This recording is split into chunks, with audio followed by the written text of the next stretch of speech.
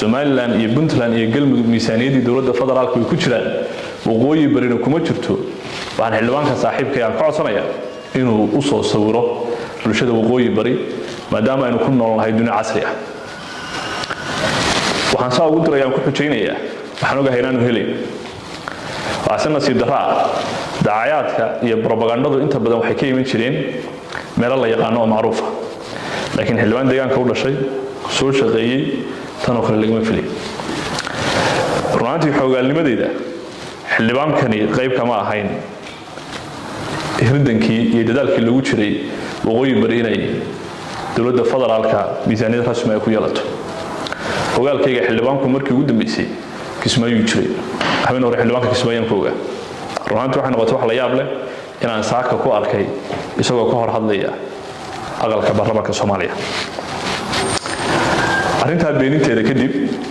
iyo fariintan xildhibaanka u diray aan leeyahay saaxiib la soo wadaag page-ka waxaan rabaa inaan dadka 2 iyo 3 qodob aan istul taago siyaasadda iyo jiritaankeena oo kala duwan yahay barnaamijka siyaasadda ee xukuumadda oo laga hor iman kara dadku xaq u leeyahay sidoo kale wakiilada federaalka noo jooga kuma khasban in xukuumadda federaalka ay daacad u yihiin siyaasadda dalka waxay ka mid noqon karaan mucaaradka laakiin waxa quman oo qurux badan qof kasta waqooyi bari meeshu joogo mucaarad iyo muxaafidba inuu ka muuqdo waana ta aan dhiirigelinayo waxaan dookir aan xasuusinayaa saaxiibkay waxa iska celinta iyo qofriixu inaanu la marin ama la jeedin waxa weeye waxyaalo wax u dhimaya jiritaanka hadiiba aan taada ku raaco waxa xildhibaanka ka muuqatay in haddii fashil yimaado hadda warkayga si fiican loo dhigeysto oo fashil yimaado oo aynu miisaaniyadda ka hadhno ama layna ka reebo ma guuldarro dad inaga mid qayba ka mid gaar u noqonaysa miisaamid inagoo dhan in wada saameynaysa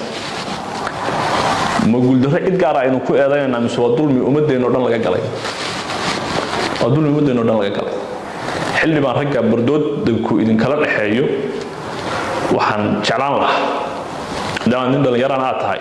si kale inaad u challenge garayso laakiin waxyaalo ummadaada iyo dadkaaga wax u dhimaya inaanad qayb ka noqon waynu ognahay xildhibaanadeenna inoo jira federaalka intooda badan waxay ka tirsan yihiin dhanka mucaaradka oo ku ixtiraamaya barnaamij siyaasadeed ay xaq u leeyihiin waana sunnaha curfiga iyo siyaasadda iyo dowladnimada laakiin madasha samate bixinta ee mucaaradka doorka aynu ku leenahay shirkiga Soomaaliya ka muuqday sida jiritaankeenna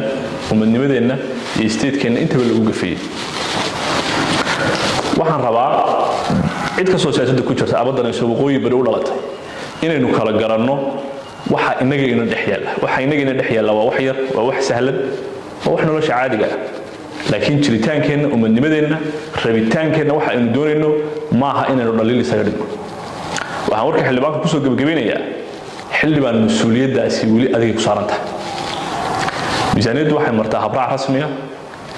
ma jirto gobol ama qabiil ama state miisaaniyadda oo 4 digit level ku timaada golaha oo loo qoondeeya processku markii miisaaniyadda la ansixiyay adeega guud ee dawladda iyadoo habraac siyaasadeed la raacayo waa dawlad goboleedyada wax lagu gaarsiiyaa waana ansixinta kadib waxaan si xildhibaan kuu sheegayaa wax kasta oo golaha baarlamaanka federaalka waqooyi bari kaga baaqda dhammaantiin accountable baad noqonaysaa mid isla qof ku xumay mid isla qof ku dhaliin adiga iyo ka kaleba ama kuwa kaleba tobankii xildhibaan aanu soo doorannay waa la xisaabtamaya haddii fashil yimaado maaha koox gaar ama shakhsiyaad gaar oo dadaalayay oo hawshan dhexda kaga soo jiray ee ku tabcay ee kula midka ahaa ee isku deegaanka aad ka timaadeen ee ku diriraya ee ku dagaalamayay waa inaad adigu aan challenge garan inaad la shaqaysa dhinaciisa istaagtaa waayo tan waa jiritaan ummadeed wixii kaleba ku kala qaybsama ku kala irdhooba laakiin arrintan oo kale hebel baa ku jira ama heblaaya ka shaqaynaysa loogama maqnaan waxaan la rabaa hawsha intaad ku leedahay inaad ka gasho waxaan arrinta ku soo gabagabeynayaa ama ku soo afmeerayaa waxaan tilmaamayaa inay tahay mas'uuliyad wadareed waxaan ku ammaanayaa xubnihii deegaanka metelayay ee ka shaqeeyay ee ku fara adeegay ee committee waxaan u mahadcelinayaa madaxweynaha jamhuuriyadda xafiiska ra'iisul wasaaraha iyo dhammaan cid kasta oo qayb ka ahayd in arrinta lagu guuleysto ay ugu horeeyaan mas'uuliyiinta deegaanka u dhashay iyo saaxiibadayduba markaan intaa waxaan kaloo aan ku xijinayaa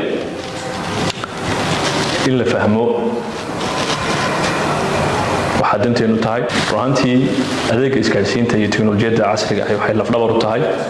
nolosha dadka waana kaabayaasha rasmiga ah ee dhaqaalaha shirkadaha isgaarsiinta ee ka howlgala waqooyi bari runaantii waan hambalyeynayaa doorka ay ugu jiraan bulshadooda halabuur cusub oo dhanka teknolojiyadda horumarintooda shuruuc siyaasad lagu dhaqi doono laguna hagi doono isgaarsiinta deegaanada waqooyi bari haddii alla idmo waana bogaadinayaa horumarkooda